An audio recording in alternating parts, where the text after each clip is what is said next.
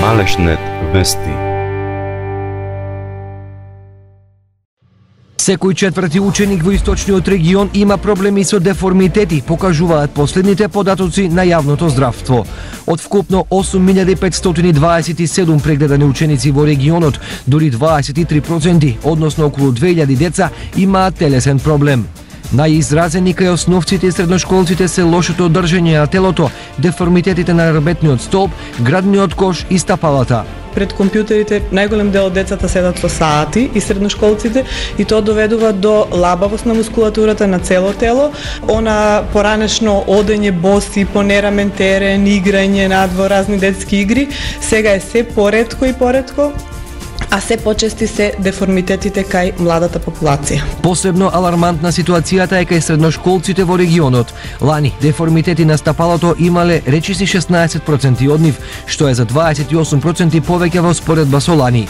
Лошо држење на телото е откриено кај 22% од средношколците, што е за 19% повеќе од претходната година. Што доколку тие не се лекуваат на време. Сколиозата или скривувањето на рбетниот столб, ако не се лекува на време, во понатамошна возраст, многу порано доведува до старење на самиот рбетен столб и до болки, шијалги и дископатии, значи порано се јавуваат кај лица со деформитети.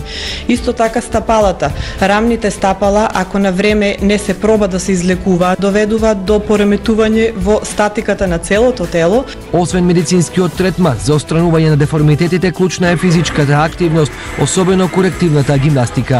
Тие дечиња кои што имат пројавен трк на деформација, работат посебен тип на вежба. Корективната гимнастика е фактички вежба за исправување на одредена деформација со пат на телесни вежби, а тука сме ние педагозите по физичко воспитување или кинезиолозите за спроведување на одредена програмска содржина која што ќе допринесе за правилен раст и развој во полетешни и исправање на целата деформација.